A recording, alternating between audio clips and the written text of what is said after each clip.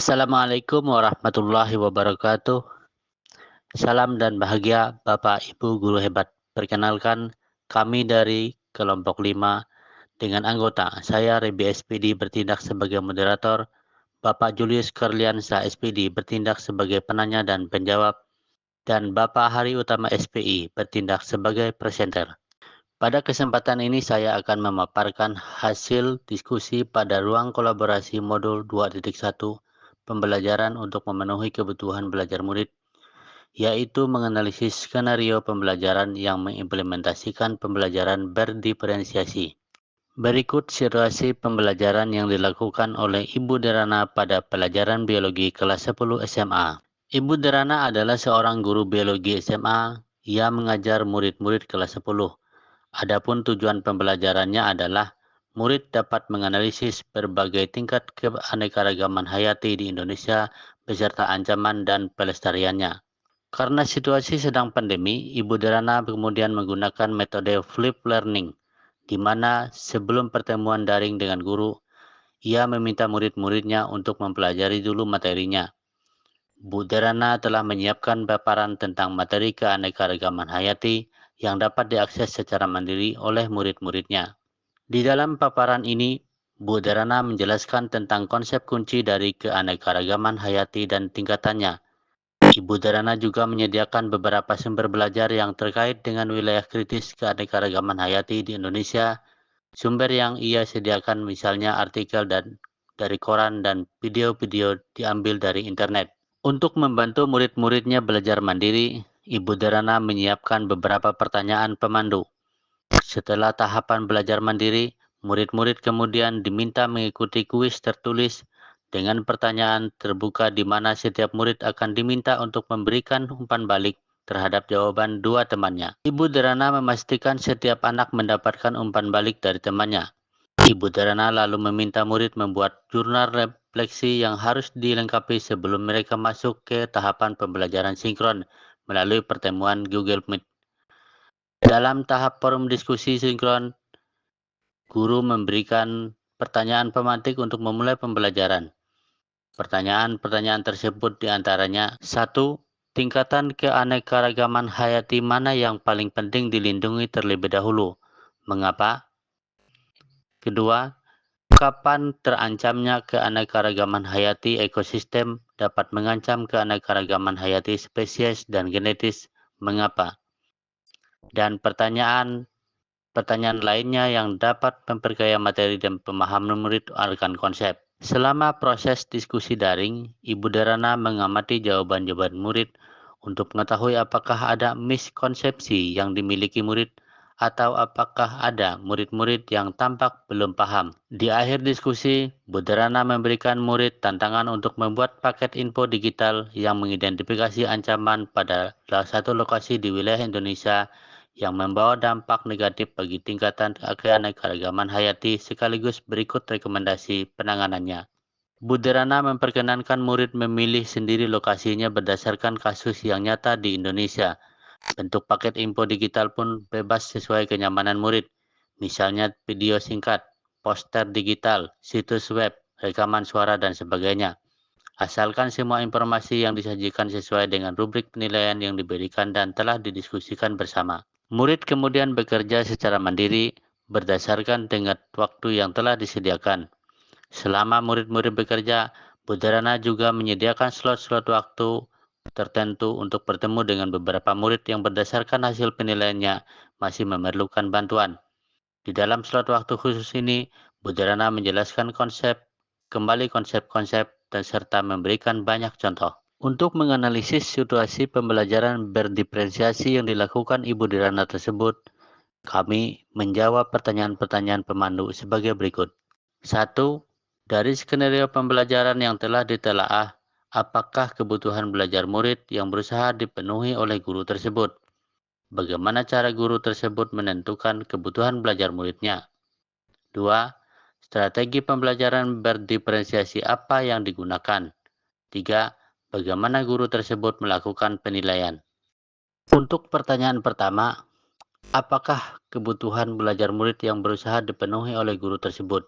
Bagaimana cara guru tersebut menentukan kebutuhan belajar muridnya?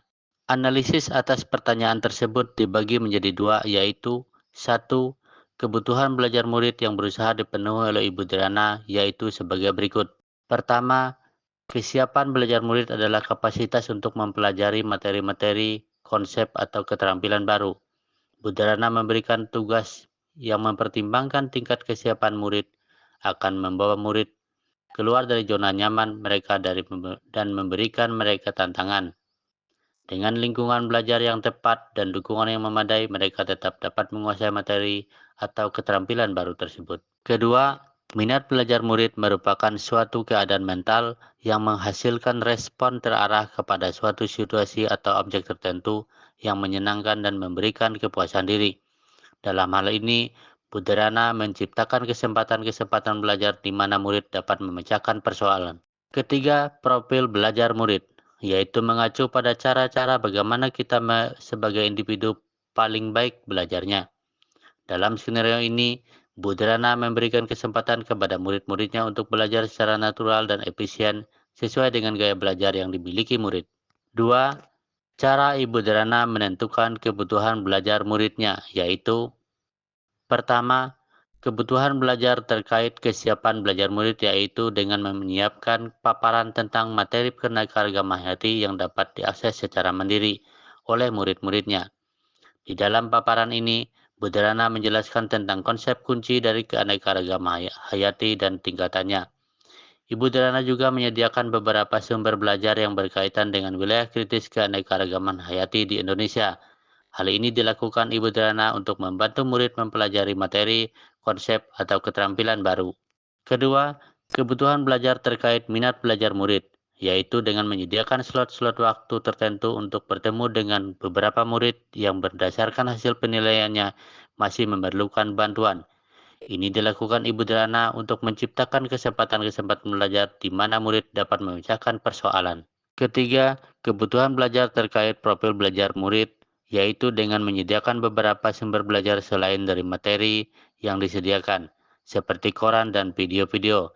Ibu Derana juga menggunakan metode flip learning untuk media pembelajaran daring.